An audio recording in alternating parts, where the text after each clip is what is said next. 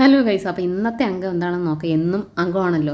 അപ്പോൾ രാവിലെ തന്നെ സിമിനും ജാസ്മിനും സായിയും കൂടെ മുറ്റത്തിരിക്കുമായിരുന്നു. അതിനകത്ത് അഭിഷേകമുണ്ട്. ആ സമയത്ത് നമ്മുടെ ജിൻഡോ ചേട്ടൻ വളരെ ശ്രീതും കൂടെ ഉണ്ടായിരുന്നു. ജിൻഡോ ചേട്ടൻ വളരെ കാര്യമായിട്ട് ജാസ്മിനോട് പറഞ്ഞു, ജാസ്മിനെ നീ മേക്കപ്പ് റിമൂവ് ചെയ്തിട്ട് ആ ബെഡിലേക്ക് വെച്ചിരിക്കുന്ന ടിഷ്യൂ പേപ്പർ അതൊന്ന് എടുത്തുകൊണ്ടുവന്ന് കളയാൻ പറഞ്ഞു.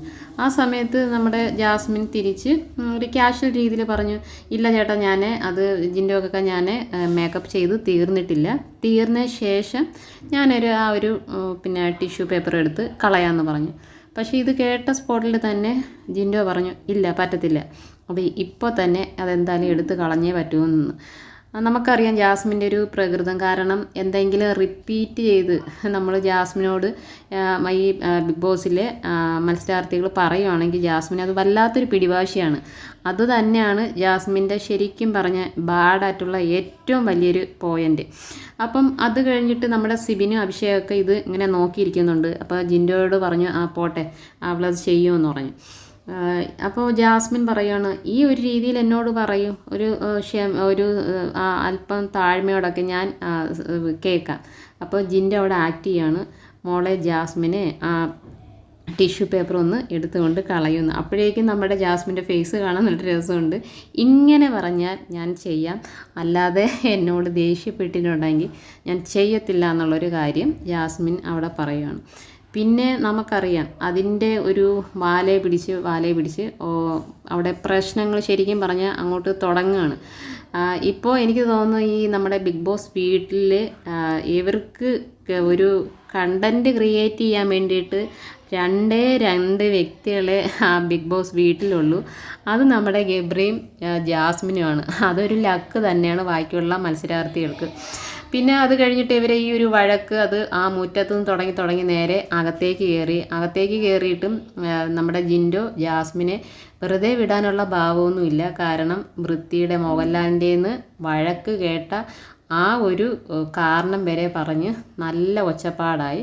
ഈ സമയത്ത് സിബിൻ നമ്മുടെ ജാസ്മിനോട് പറയുന്നുണ്ട്, അത് ചെയ്യരുത് മോളേന്ന്. ഇങ്ങനെ ജാസ്മിനെ ഫോക്കസ് ചെയ്ത് നമ്മുടെ ജിൻഡോ നടക്കുകയാണ്. അപ്പോഴാണ് വേറൊരു കാര്യം ശ്രദ്ധയിൽപ്പെട്ടത്. ജാസ്മിൻ ബാത്റൂമിലൊക്കെ പോയി അവിടെ എല്ലാം തിരിഞ്ഞ് നടന്ന് വഴക്ക് കൂടുന്ന സമയത്തൊക്കെ ഇങ്ങനെ റൗണ്ട് ചെയ്ത് അടിച്ചിട്ട് നേരെ ഇത് ചെരുപ്പിടാതെ ബാത്റൂമിലൊക്കെ പോയി സോഫയിലേക്ക് വന്നിരുന്നു. ശരിക്കും ഇതൊരു വലിയ കാരണം വെച്ചാൽ ടിഷ്യൂ പേപ്പറിൻ്റെ ഒരു സാധനം കിടക്കുന്നുണ്ട്. അതിന് പുറമെ ഈ ഒരു ബാത്റൂമിൽ വന്നിട്ട് ചെരുപ്പിടാതെ സോഫയിൽ വന്നിരുന്നത്. അപ്പോൾ ജിൻഡോ പറയുന്നത് കാരണം വെച്ചാൽ ജിൻഡോനെ ആ സമയത്ത് പിടിച്ചാൽ കിട്ടുന്ന രീതിയിലുള്ള വാക്കുകളെല്ലാം ജിൻഡോയുടെ ഭാഗത്തുനിന്ന് വരുന്നത്. ജിൻഡോ എന്ത് ചെയ്തു? ജിൻഡോ പരാതിയായിട്ട് നമ്മുടെ ബിഗ് ബോസിൻ്റെ അടുത്ത് ചെന്ന് പറഞ്ഞു, പ്ലീസ് ബിഗ് ബോസ്, ജാസ്മിന് ഒരു ചെരുപ്പ് കൊടുക്കണം. കാരണം ഇവിടെ വൃത്തിയില്ലാതെയാണ് നടക്കുന്നത്. ഞങ്ങൾക്ക് ഇവിടെ ജീവിക്കാനുള്ളതാണ്, ഞങ്ങൾക്ക് എന്തെങ്കിലും അസുഖം വരും. വാഷ്റൂമിൽ പോയിട്ട് ചില വാഷ്റൂമിലൊക്കെ പൊട്ടിയിട്ടിരിക്കുക, എങ്ങനെയാണ് ഇരിക്കുന്നതെന്ന് അറിയില്ല എന്ന് പറഞ്ഞ സ്പോട്ടിൽ നമ്മുടെ ഗബ്രി ചേട്ടൻ എത്തിയിട്ട് ഒരു വഴക്ക് രണ്ടുപേരും കൂടെ ഏറ്റുപിടിച്ചു. പക്ഷേ ഒരു എടുത്തു പറയേണ്ട ഒരു കാര്യമെന്ന് പറഞ്ഞിട്ടുണ്ടെങ്കിൽ സത്യം പറഞ്ഞാൽ ഇവരെ ഇത്രയും പേരോട് ശരിക്കും ഈ ജാസ്മിനും ഗബ്രിയും കൂടെ ഇത്രയും ഇഷ്യൂസ് ഉണ്ടായിട്ടും പിടിച്ചു നിൽക്കുന്നതിൻ്റെ ഒരു പവർ ഇത് സമ്മതിച്ചേ പറ്റും. ഇപ്പം നമ്മൾ എല്ലാവരും അവരെ ഇങ്ങനെ എന്താ പറയുക, ഒരു നെഗറ്റീവ് കമൻസ് പറയുമ്പോഴും ഇത്രയും പ്രശ്നത്തിൻ്റെ ഇടയിൽ അവിടെ അങ്ങനെ പിടിച്ചു നിൽക്കുന്ന അവരെ സമ്മതിക്കണം. പ്രത്യേകിച്ച് ഗബ്രി ഒന്നിനൊരു വിട്ടുവീഴ്ചയില്ലാത്ത ഒരു രീതിയിലുള്ള ടോക്കും കാര്യമൊക്കെയാണ്. എന്താണെന്നാലും ഇനി നാളത്തെ പുകിൽ എന്താണെന്ന് അറിയില്ല. ഈ ഒരു അംഗമൊക്കെ നടക്കുമ്പോഴേക്കും ശ്രീതു എന്താ ഇവിടെ നടക്കുന്നതെന്നുള്ളൊരു ഒളിഞ്ഞു നോട്ട ഭാവമായിട്ട് വന്ന് നിൽപ്പുണ്ട്.